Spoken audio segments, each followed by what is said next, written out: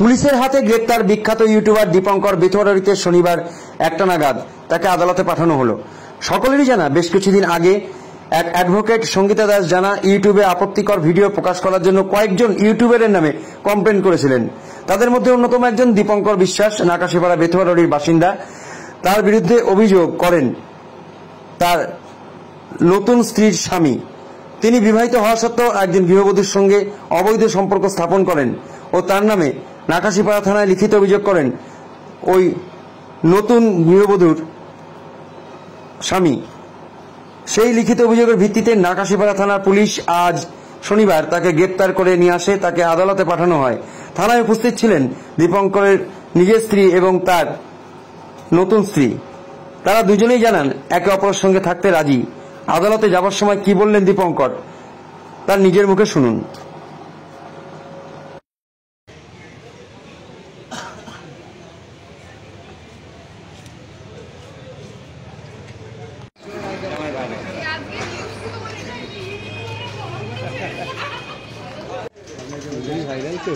ওদেরকে ভিডিও করলেন, ওই ভিডিওটা আমাকে পাঠাবেন। নিউজ ছাড়া পাবো না কিন্তু।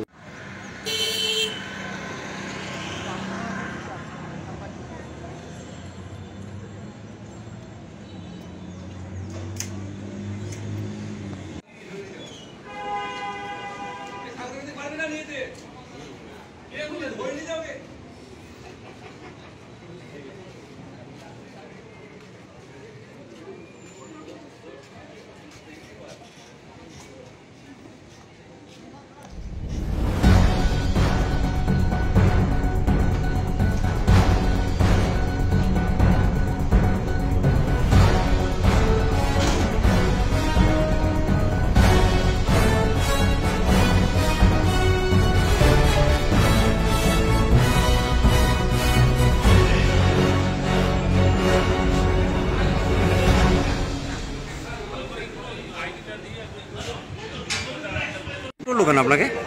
আমি দুটো বিয়ে করেছি। হ্যাঁ, তাই আমার নতুন বউয়ের আগের বর সে কমপ্লেন করেছে যে সে ডিভোর্স চায়, ডিভোর্স না দিয়ে কেন করলাম, এখন সেই জন্য অ্যারেস্ট করেছে। এখন সেটা করা হলো।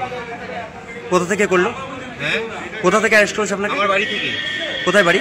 আমার বাড়ি বেথুয়ারি নদীয়া। কি নাম আপনার? আমার নাম দীপঙ্কর বিশ্বাস।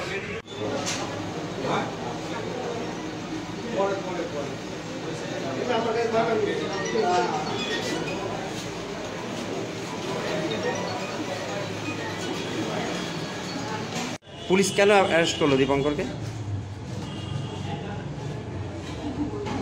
পুলিশ কেন অ্যারেস্ট করলো? ওকে কেন অ্যারেস্ট করলো?